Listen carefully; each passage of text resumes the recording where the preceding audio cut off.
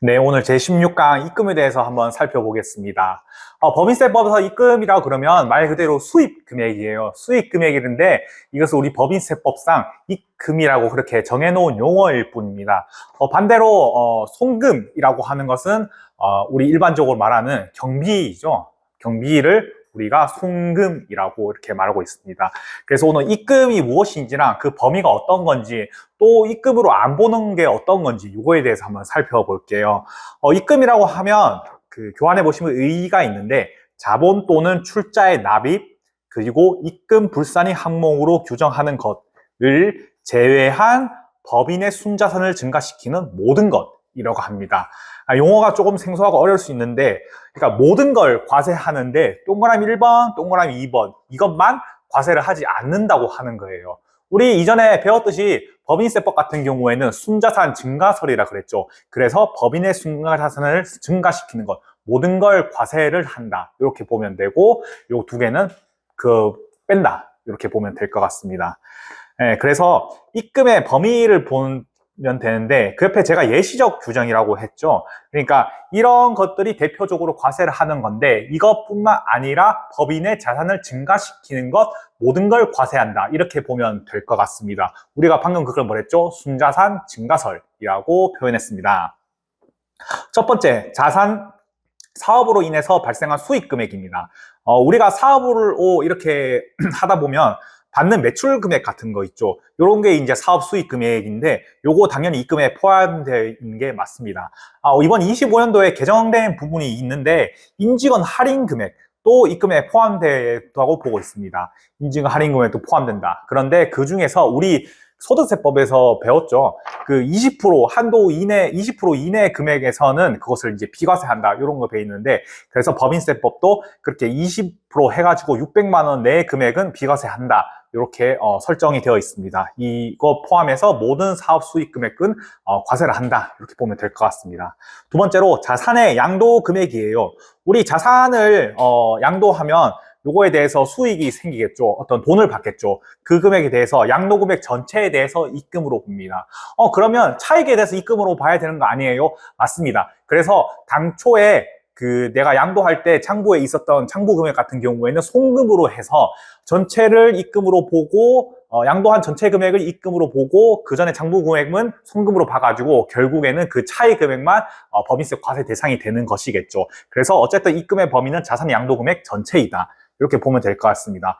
참고로 여기서 말하는 자산의 양도 금액이라는 것은 우리가 일반적으로 상거래상 재고자산 이런 게 아니고 사업에서 사용하는 유형, 무형, 투자자산 이런 걸 자산의 양도 금액이라고 보고 있습니다. 세 번째로 자기 주식의 양도 금액이에요. 우리가 주식을 거래하다 보면 상대방으로부터 우리 법인의 주식을 다시 사는 경우가 있죠. 우리 법인의 주식을 다시 사는 경우에 자기 주식이라고 우리가 그 회계상 분개를 합니다. 자기 주식부터 사면 현금이 얼마나 하겠죠? 그때 산 주식을 우리가 자기 주식 이렇게 적습니다. 그래서 자기의 법인의 주식을 다시 샀다. 그래서 자기 주식이라고 이렇게 이름을 달아서 분개를 하는 것인데요. 우리가 자기 주식을 다시 파는 경우가 있죠. 법인이 다시 사서 그것을 자기 주식을 팝니다. 근데 이때 자기 주식을 예를 들어서 100원에 샀는데 이거를 120원에 팔아요. 그러면 나간 것은 100원이고 다시 팔았을 때 현금이 120원이 들어오겠죠. 그러면 이때 자기 주식을 팔면서 20원 이득 받잖아요. 저희가 당초에 100원에 샀으니까. 그러면 여기에 나오는 게 자기 주식 처분 이익입니다. 이익이 얼마입니까? 대차를 맞추게 되면 20원이 처분 이익이 되겠죠.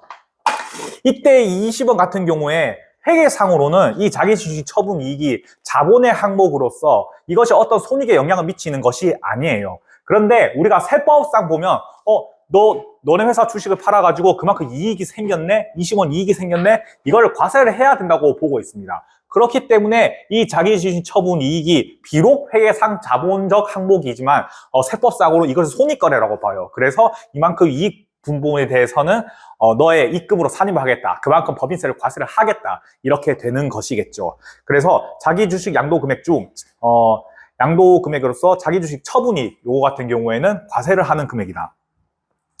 반대로 우리 자기 주식을 소각을 할 수가 있어요. 자기 주식을 이렇게 샀어요, 내가. 그런데 이거를 남들한테 팔지 않고 이 주식을 소각을 해버립니다. 그러면 어떻게 되냐면은 자기 주식이 없어지겠죠? 그만큼 나의 당초 자기 주식만큼 자본금이 사라집니다. 근데 이때 자기 주식을 80원에 100원이라고 할게요. 이대로 100원이니까 100원에 없앴는데 알고 보니까 자본금이 120원이에요. 그러면 우리가 자본금 120원짜리 없어지지만 우리는 100원짜리를 사와가지고 싸게 소각을 해버린 거죠. 그러면 이걸 우리가 뭐라 하면 소각이익이라고 합니다. 소각이익 20원. 근데 우리가 아까 자기 주식을 처분할 때는 그것을 손익거래라고 봐가지고 법인세 과세 대상으로 봤는데 소각을 하는 경우에는 이것을 손익거래라고 안 봐요. 왜냐하면 실질적으로 내가 어떤 제3자가 거래를 하면서 이익을 본 게 아니니까. 그래서 우리가 회계상으로도 소각이익 같은 경우는 자본거래라 봐서 어떤 손익 영향을 안 미치는 것이거든요. 이것 같은 경우에는 법인세법에서도 똑같이 봅니다. 소각이익 같은 경우에는 자본거래 일종으로 봐가지고 이것을 입금, 즉 수익을 나는 그런 항목으로 보지 아니한다. 그래서 자기 주식 소각이익은 입금으로 보지 않습니다. 네, 그래서 다시 정리하면 자기 주식 처분이익, 자기 주식 양도 금액 같은 경우는 이것을 입금으로 보는데 자기 주식을 소각하는 경우에는 입금으로 보지 않는다. 처분은 입금, 소각은 입금이 아닌 이렇게 보면 될 것 같습니다. 네 번째로 임대 수입이에요. 법인 같은 경우에도 어떤 부동산을 사가지고 이것을 굴릴 수 있겠죠. 임대를 준다거나 그때 당연히 임대료를 받으면 그것이 입금이 되는 것이고요. 다섯 번째, 법 소정 자산 평가 차익입니다. 우리 기본적으로 자산을 평가하는 것을 인정하지 않아요. 법인이 자산을 임의로 평가를 해서 그 자산의 가치를 올렸다가 내렸다가 이렇게 함으로써 특정 기간에 법인세를 줄이거나 늘리거나 또는 특정 기간에 그 법인의 재무 상태별로 좋아지게 보이게 한다거나 이런 식으로 주주들의 어떤 판단력을 흐려지게 할 수 있는, 현혹하게 할 수 있는 것이죠. 그래서 우리 일반적으로 법인이 자산을 임의로 평가하는 것은 인정하지 않습니다. 그런데 단 보험업법 등 해당 법률에 따른 자산의 평가이익 같은 경우는 입금으로 인정하는데 특정 법률로서 이런 자산의 평가 이익을 보여주는 것이 좀 더 주주에게 목적 적합한 것이겠다. 이것이 좀 더 세금을 정확하게 내는 것이겠다라고 인정해 주는 경우에만 예외적으로 입금으로 인정해 줍니다. 그래서 원칙적으로 법인이 자산을 임의로 평가하는 것은 인정하지 않는다. 법인이 자산을 임의로 더 올렸다. 평가를 올렸으면 그만큼은 입금으로 보지 않겠다. 그것이 우리가 자산의 평가 이익을 입금으로 보지 않는 것입니다. 법인의 이걸 한번 분개를 한번 볼까요? 원래 자산이 100원짜리예요. 그런데 이것을 법인이 자산이 120원으로 평가했어요. 그러면 법인의 자산이 20원 올라간 것이겠죠? 이렇게 분개를 하면 그만큼 평가이익 20원 이렇게 법인이 손익계산서에 이익을 남길 것입니다. 근데 이것을 세법에 인정하지 않는다는 것이에요. 평가이익이 20원이 아니고 0으로 본다. 그러면 세무조정이 어떻게 되냐? 입금 불산입.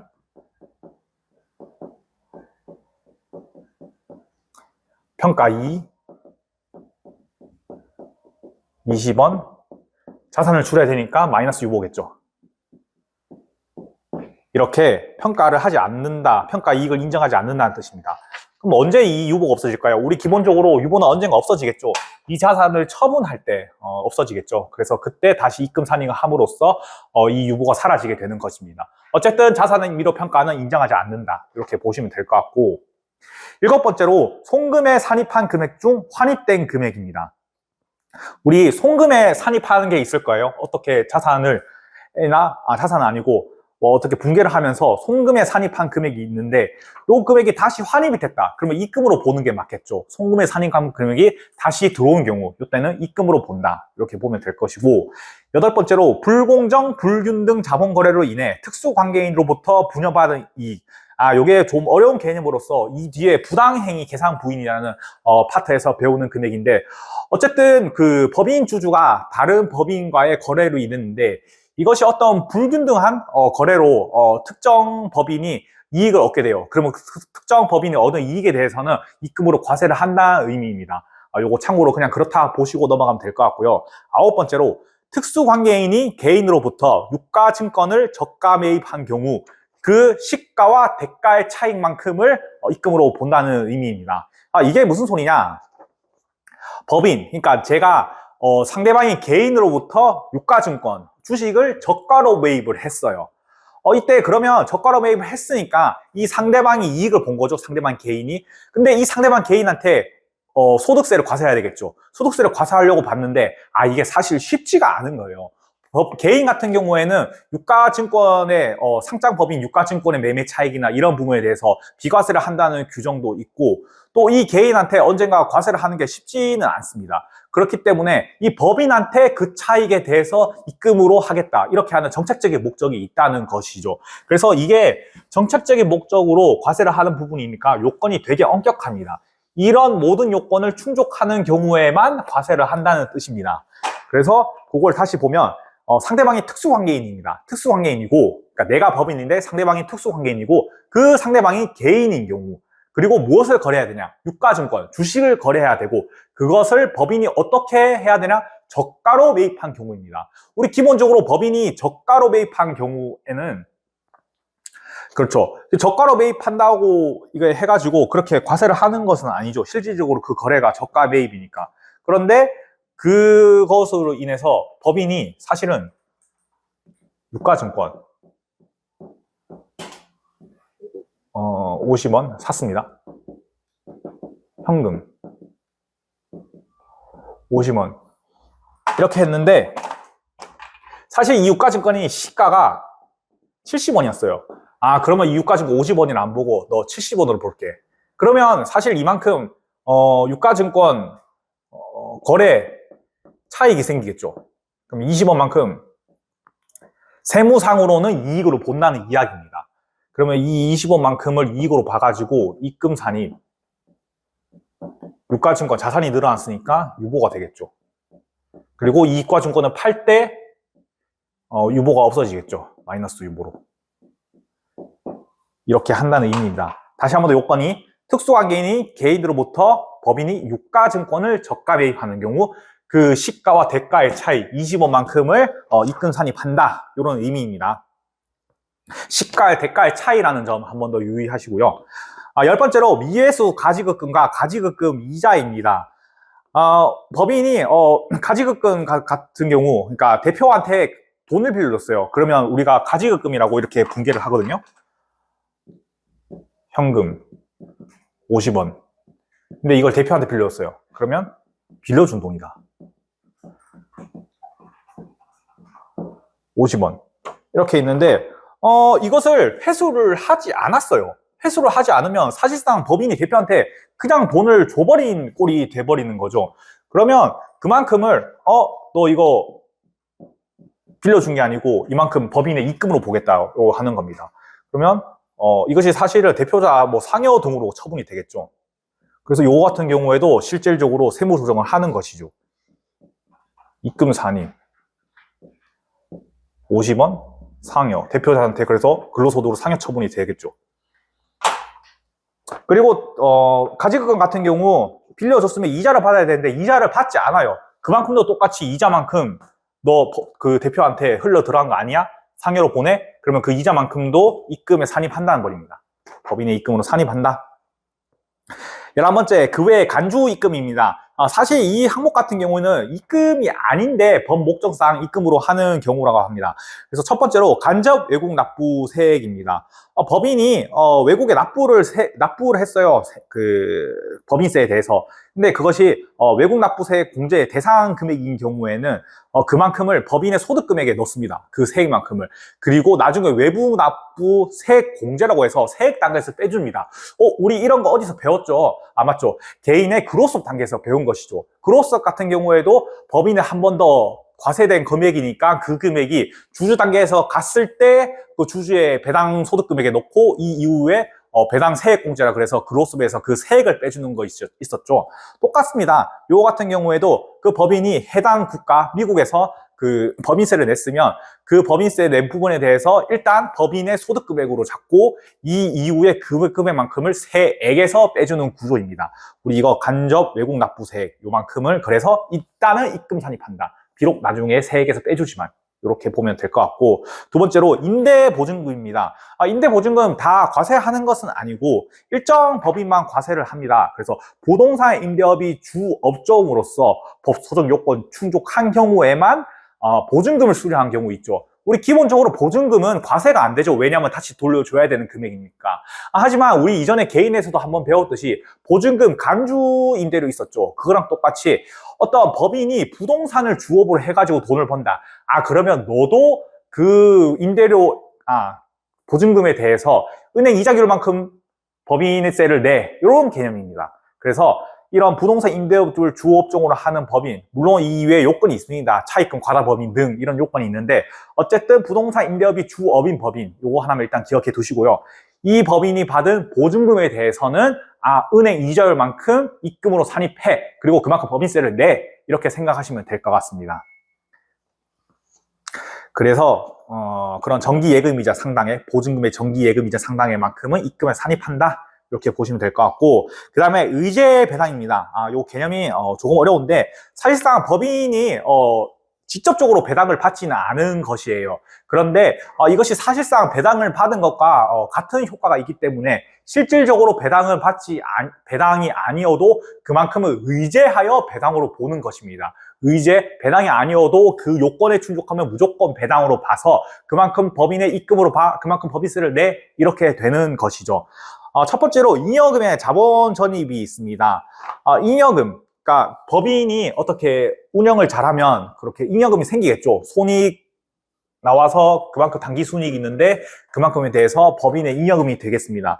그런 잉여금을 자본 전입을 하게 되면 그만큼 주주에게 이익이 갈 수도 있겠죠. 그런데 그것이 자본 잉여금이냐 이익 잉여금이냐 이렇게 두 가지 크게 성격으로 나뉘는데, 만약에 이익 잉여금을 배당했다. 그거 당연히 배당이 되겠죠. 그런데 자본 잉여금을 자본에 전입했다. 요 같은 경우에는 원래 자본잉 항목 경우를 자본에 전입하면 그 자본 간 이름만 이렇게 이동하는 것이기 때문에 요 같은 경우에는 입금으로 보지 않는다는 이 의미입니다.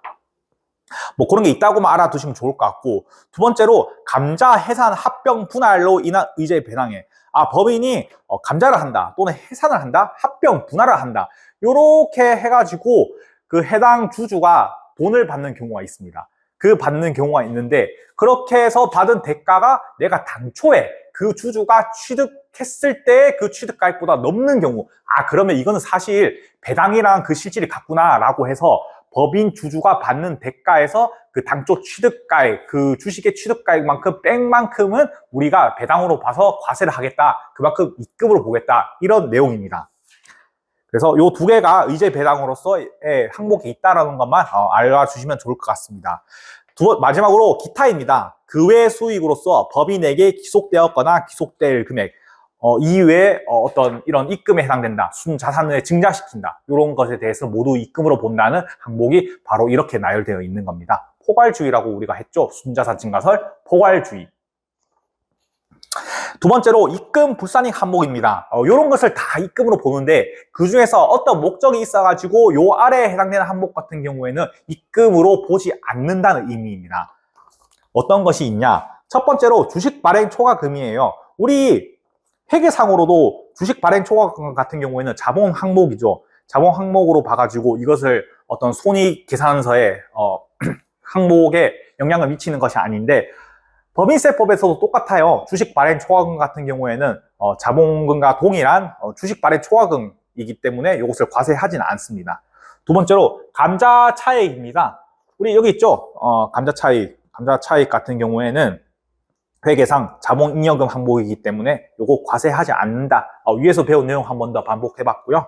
그래서 한 번 더 말하면 자기 주식 처분 이익은 과세하고 감자 차익 같은 자기 주식 소각 이익은 과세를 하지 않는다. 그 내용이 입금 불산익 항목에 동그라미 2번 들어가 있는 것입니다.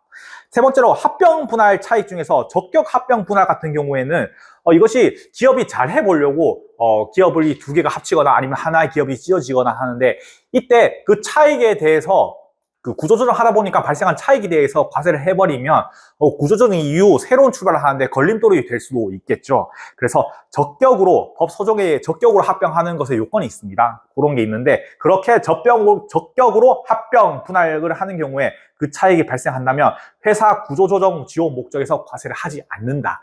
이런 게 있다고만 알아두시면 좋을 것 같고요. 네 번째로 주식의 포괄적 교환 이전 차익입니다. 이것도 똑같아요. 두 개의 회사가 그 주식을 포괄적으로 이전하는 경우에 사실상 이게 그 회사의 구조조정에 하는 거랑 비슷한 것이기 때문에 적격 합병 분할 차익처럼 걸림돌에 되지 않기 위해서 이러한 포괄적 주식 거래에 의해서는 입금으로 보지 않는다. 이런 포괄적 주식 거래로 어떤 이익이 발생한다면 그 부분에 대해서는 입금으로 과세하지 않는다. 이런 의미이고, 다섯 번째로 자산 수증 이익, 채무 면제 이익 중 2월 결성금 보전에 충당된 금액입니다. 우리가 아까 입금에서 하나 안 봤네요. 입금 동그라미 6번에 보면 자산 수증 이익이랑 채무 면제 이익 요거 있는데, 우리가 법인 같은 경우에도 다른 개인이나 법인으로부터 기부 같은 걸 받을 수가 있겠죠. 또는 빌린 돈이 있는데 그거 갚지 마 해가지고 우리 법인이 이익을 얻는 수가 있겠죠. 이렇게 얻은 이익도 과세를 한다 이야기입니다. 그게 입금의 6번이었고, 그런데 우리 입금 부산이 항목에 동그라미 5번 보면 그 금액 중에 2월 결성금 보전에 충당된 금액은 입금 부산임 항목에 있습니다. 이게 무슨 말이냐? 아까 방금 자산 수증 이익이랑 채무 면제 이익 같은 경우에 우리가 입금으로 본다 그랬죠. 근데 그 중에서 법인의 2월 결성금 보전에 충당됐어요. 그러니까 법인이 이미 2월 결성금이 쌓여 있어가지고 아주 어려운 법인이에요. 그러면 다른 주주께서 너네 법인 불쌍하니까 그 금액 2월 결성금 보전에 충당하고 그렇게 새 출발 열심히 해봐. 이런 목적으로 주는 금액까지 과세해버리면 이렇게 2월 결성금이 쌓인 힘든 법인이 사실상 재개하는데 힘들어질 수가 있어요. 그렇기 때문에 그런 자산 수증 이익과 채무 면제 이익 중에 2월 결성금 보전에 충당된 금액이 있다. 이 금액에 한해서는 우리 입금으로 보지 아니한다. 이렇게 보고 있습니다. 참고로 이런 자산 수증 이익이나 채무 면제 이익이 세무상 자산 수증 이익, 채무 면제 이익이어야 돼요. 회계상 이익이랑 세무상 이익이랑 다르니까 요 세무상 자산 수증 이익, 채무 면제 이익만 입금 부산이익 항목에 든다는 것이니까 요거 하나 더 참고해 주시면 좋을 것 같습니다. 여섯 번째로 자본 준비금 감액 배당이에요.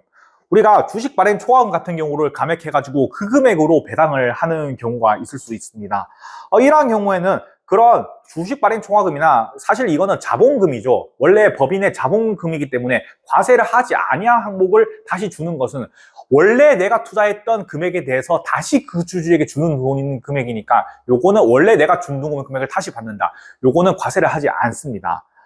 그런데 예외적으로 장부가액을 초과해서 감액 배당 받는 경우 같은 경우에는 과세를 하지 않는데, 참고로 이게 좀 어려운 개념인데 의제 배당 중에 과세되는 자본 준비금이 있어요. 뭐 자기 주식 소각 이익으로 어떻게 이익을 법인 주주가 얻는 경우가 있는데, 요런 혹시나 자본 준비금의 감액 배당인데 자기 주식 소각 이익을 어떻게 해가지고 초과하여 장부가액을 초과하여 받는 감액 배당 같은 경우에는 과세를 한다. 요런 게 있다고만 알아두시면 좋을 것 같아요.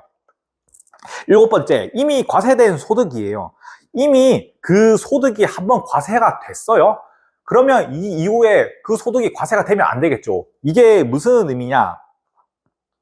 정기에 내가 입금이라고 산입하지 않았는데, 내가 우리 회계상 장부에 수익이라고 하지 않았는데 법상 보니까 이게 수익이라고 봐야 되는 거예요. 그러면 그때 수익으로 봐가지고 법인세를 냈겠죠. 그런데 올해 몇 년이 흘러서 올해가 왔다고 봅시다. 그러면 올해 와가지고 법인이 이때 장부상 수익 계산하지 않는 것을 올해 수익으로 계산했어요. 그러면 또 법인세를 내야 될까요? 아니죠. 이미 이때 한번 법인세를 냈죠. 그러면 올해는 혹시 우리 법인이 그 장부상 수익으로 계산을 했어도 그거에 대해서는 이미 예전에 법인세가 과세되었으니까 이번에는 법인세로 과세를 하지 않는다. 이런 의미입니다. 그래서 이미 과세된 소득 같은 경우에는 과세를 하지 않는다. 이렇게 보시면 될 것 같습니다. 여덟 번째로 이미 송금 불산이 된 금액의 환입액입니다. 이게 예를 들어서 어떤 게 있냐면, 우리 법인세 같은 경우 이따가 그 송금 파트에서 보면 아시겠지만 그것이 송금으로 산입이 안 돼요. 그러니까 비용 처리가 안 된다는 의미겠죠. 왜 그러냐? 법인세 비용을 송금 산입 비용 처리해버리면 그만큼을 다시 법인의 비용에 넣어서 다시 법인세를 계상하고 그러면 또 법인세가 줄어들겠죠. 그럼 그 줄어든 법인세만큼을 다시 법인의 비용에 넣으면 이게 순환 효과가 발생합니다. 끝나지 않는 법인세 계산이 되는 것이에요. 그래서 한 번 법인세가 나왔으면 그 부분에 대해서는 다시 비용으로 넣지 않음으로써 한 번 계산한 거로서 확실히 법인세를 확정시킨다는 의미로 한 번 계산된 법인세 비용 같은 경우에는 이것을 송금에 산입하지 않습니다. 그러면 우리가 이제 법인세는 송금 불산입 항목이라는 것을 알게 되었죠. 근데 그렇게 송금 불산입된 법인세가 잘못 계산해서 혹시나 다시 우리 법인으로 환입이 될 수가 있습니다. 그러면 이미 제가 법인세를 낼 때 송금 불산입이었죠. 그러면 그게 다시 우리 법인에 돌려받는 금액이라고 해서 법인의 이익이 되죠? 법인의 이익이죠. 다시 돈을 돌려받았으니까 그때 입금에 산입하지 않는다는 의미입니다. 즉 당초에 비용을 송금에 산입하지 않았으니까 비용 처리를 받지 않았으니까 돌려받는 금액도 이익으로 보지 않는다. 이러한 개념으로 알아두시면 좋을 것 같습니다. 그 옆에 예시 제가 방금 말한 내용이 있으니까 한번 설명해 보시면 방금 설명해 드린 내용 한번 읽어 보시면 좋을 것 같고, 그 밑에 작은 별표로 그와 반대로 일반적인 세금과 공과금은 납부 시 송금 산입됩니다. 우리 재산세 같은 경우에는 납부할 때 송금 산입되거든요. 그러면 이 재산세를 잘못 계산해서 혹시 돌려받는 금액이 있다. 그러한 경우에는 입금에 산입합니다. 같은 논리죠. 당초 송금 산입했으니까 요번에 입금 산입하는 것. 법인세 같이 당초에 송금 산입 비용 처리 인정받지 못했으니까 요번에 돌려받아도 비용 수익으로 보지 않는 것, 입금으로 보지 않는다. 이렇게 보시면 좋을 것 같네요. 아홉 번째로 내국 법인의 수익 배당금 중 일정률입니다. 이것도 좀 어려운 개념인데 내국 법인이 배당을 받아요. 그러면 그 중에서 일정 부분에 대해서는 이미 상대방 법인의 법인세를 계산할 때 과세된 금액을 재원으로 배당을 받는 거기 때문에 다시 우리 법인이 그렇게 배당을 받는 금액에 대해서는 일정 퍼센트만큼 과세를 하지 않는다. 요 내용입니다. 요게 이제 그로스업이랑 사실상 똑같은 것이죠. 근데 그 율이 조금 달라요. 우리 그로스업은 10%였죠. 근데 요 수입 배당금 입금 불산입 같은 경우에는 그 율이 뭐 30%부터 크게는 100%까지 조금 율이 다릅니다. 이런 게 있다고만 알아두시면 좋을 것 같습니다. 열 번째로 부가가치세 매출세액이에요. 우리 부가가치세 물건을 하나 팔았어요. 그러면 현금이 들어오겠죠? 현금이 110원. 근데 물건을 100원짜리를 팔았어요. 그러면 나머지가 어떻게 됩니까? 우리 부가세 매출세액이죠. 100원, 10원. 물건값이 10%니까. 그러면 요 10원만큼은 사실상 회계상도 부채죠. 이거 다시 나라에 내야 되겠죠. 나중에 냈을 때 매출세 100원, 10원 내고 현금 내는 것이죠. 부채를 내는 거니까 다시 내는 거니까 이것은 회계상으로도 사실 어떤 손익결에 영향을 미치지 않습니다. 그렇기 때문에 법인세법에서도 이런 부가가치세 매출세액에 대해서는 입금으로 보지 않습니다. 당연한 내용이죠. 11번째로 자산의 평가 이익입니다. 우리 아까 배웠습니다. 한 번 더 반복하는 건데요. 일반적인 자산의 평가 차익, 임의 평가 차익, 이 법인의 손익을 임의로 조작할 수 있는 부분이기 때문에 입금에 산입하지 않는다고 그랬죠. 예외적으로 보험업 등 일정 법률에 의한 법인 같은 경우에만 자산의 임의 평가 증을 인정한다고 했습니다. 12번째, 국세, 지방세, 과호납금에 대한 환급금 이자입니다. 우리 국세나 지방세 납부서 날라오면 내야죠. 근데 100원을 내야 되는데 제가 모르고 120원을 냈어요. 그러면 20원 잘못했으니까 돌려받아야죠. 근데 이렇게 돌려받을 때 나라에서 이자를 줘요. 이자를 줍니다. 120원 냈으니까 원래는 100원 내야 되겠죠. 그러면 20원이 사실상 나라에 묶여있는 돈이었겠죠. 여기만큼 이자를 10%를 줬다 합시다. 그럼 2원이 되겠죠. 이 2원 환급에 대한 이자는 사실상 법인의 이익인 거죠. 이자를 받았으니까. 법인의 이자 수익이니까 요만큼은 입금으로 봐야 되는 건데 이거 잘못 낸 거라서 돈을 묶여있는 금액이니까 요 이자만큼은 그냥 정책 목적상 너 가져라. 입금으로 안 볼게. 이렇게 보는 내용입니다. 그래서 과호납금에 대한 환급금 이자, 과호납금이 아닙니다. 환급금의 이자만큼은 입금으로 보지 아니한다. 정책 목적상 이렇게 보시면 될 것 같습니다. 우리 이렇게 입금의 범위와 입금 불산입 항목에 대해서 하나하나 살펴봤고 문제를 한번 풀어볼게요. 문제 1번. 다음 중 법인세법상 입금에 해당하지 않는 금액은 얼마인가 나와 있습니다. 입금에 해당하지 않는 금액이에요. 첫 번째로 부가가치세법상 매출세액입니다. 부가가치세법상 매출세액 우리 입금으로 본다 안 했죠? 600만 원. 자산수증이익 우리 원칙적으로 과세라 그랬죠. 근데 2월 결손금 보전에 사용됐어요. 그러면 너 제기할 때 필요하는 거니까 이만큼은 과세를 안 할게. 내용 기억나시죠? 1000만 원. 세 번째, 고정자산 양도가액입니다. 일반적인 고정자산 양도가액 과세하는 것이죠. 네 번째, 일반적인 고정자산 평가이익. 우리 평가이익 임의로 인정한다 그랬으니까 안 한다 그랬죠. 보험업법 등 일정한 법률에 의한 법인만 과세를 하는 것이고, 일반적인 법인의 자산평가이익은 과세하지 않는다. 입금이 아니니까 포함해야 되는 거겠죠. 다섯 번째, 송금 불산이 된 금액의 환입액. 우리 법인세죠. 법인세 비용 같은 경우 당초 송금 불산이니까 이것을 환입을 해도 입금에 산입하지 않는다. 포함되는 것이겠죠. 여섯 번째로, 특수관계인이 개인으로부터 유가증권을 저가 매입했다. 그러면 차액만큼은 입금에 산입해야 되겠죠. 이건 포함 안 되니까 요것만 더하면 1,800만 원이 되겠네요. 정답은 1,900만 원이에요. 정답은 3번입니다. 문제 3번. 다음 중 법인세법상 입금에 관한 설명으로 옳은 것은 정답은 3번인데요. 그럼 우리 틀린 거 한번 볼게요. 동그라미 1번. 자산수증이익과 채무면제이익은 입금이지만 결산상 2월 결손금 보전에 충당된 부분은 입금 불산의 항목입니다.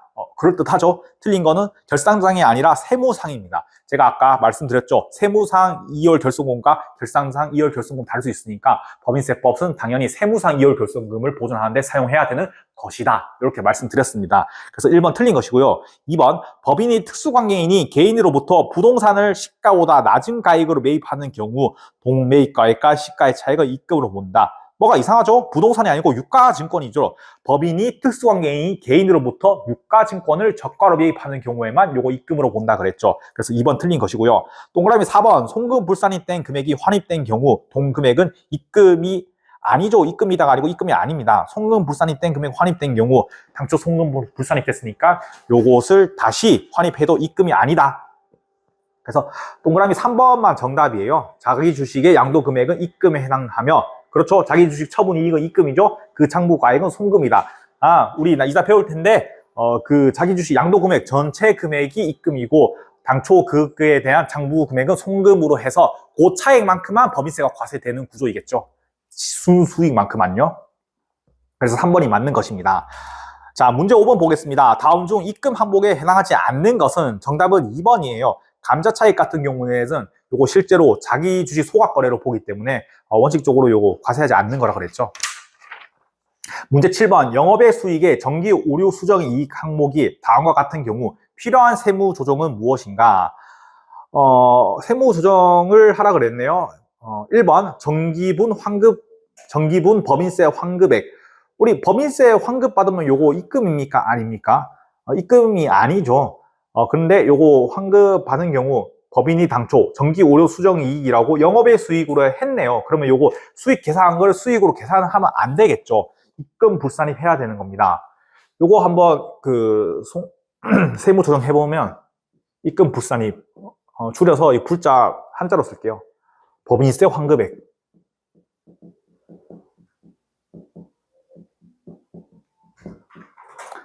$800만 원. 그 해당 법인에 기속되는 거니까 기타 사회 유출입니다. 두 번째, 정기재산세 환급액, 지방세 환급 가산금 50만 원 포함. 재산세 환급액 같은 경우에는 영업의 수익에 잘 계산한 거 맞습니다. 근데 우리 환급 가산금은 보상 성격이랬죠. 그래서 요거는 산입하면 안 되는 것이겠죠. 입금 불산입, 지방세 환급 가산금 50만 원 정책적으로 받은 거니까 이건 기타입니다. 어쨌든 간에 필요한 세무 조정하며 입금 불산입 금액 850만 원이겠죠. 정답은 1번이 되겠습니다. 문제 9번. 다음 중 법인세법상 내국법인의 각 사업연도 소득 금액을 계산하는 데 있어서 입금에 산입하지 않는 항목은 정답은 2번인데요. 보험업법 그 밖의 법률에 따른 유형자산과 무형자산의 평가 증을 경우를 제외한 유형자산과 무형자산의 평가 산입, 평가 차익. 그렇죠. 보험업법을 제외한 무형자산과 유형자산의 평가 차익은 입금에 인정되지 아니한다 그랬죠. 이미 자산의 평가 차익은 인정되지 않는다 그랬습니다. 그래서 입금에 산입하지 않는 것은 동그라미 2번. 나머지는 입금에 산입되는 거니까 한번 읽어보시면 되겠네요. 문제 11번. 다음 중 법인세법상 입금 불산입 항목에 관한 설명으로 옳지 않은 것은? 정답은 동그라미 3번인데요. 부가가치세 매출세액은 우리 부채 항목인데 그대로 법인세법에서 인정해 준댔죠. 그래서 입금에 해당되지 않습니다. 정답은 3번. 문제 13번. 다음 중 법인세법상 입금 항목에 해당하지 않는 것은? 정답은 동그라미 4번인데요. 상법에 따라 주식 말행 초과금을 감액하여 받은 배당. 우리 기본적으로 자본 잉여금을 감액하여 받는 배당 같은 경우에는 입금에 산입하지 않는다고 했습니다. 그래서 동그라미 4번이 틀린 것입니다. 틀린 것이 아니고 입금의 항목에 해당하지 않는 것이니까 동그라미 4번이 맞겠네요. 우리 여기까지 보고 다음 시간에 송금의 계산부터 한번 보도록 하겠습니다. 수고하셨습니다.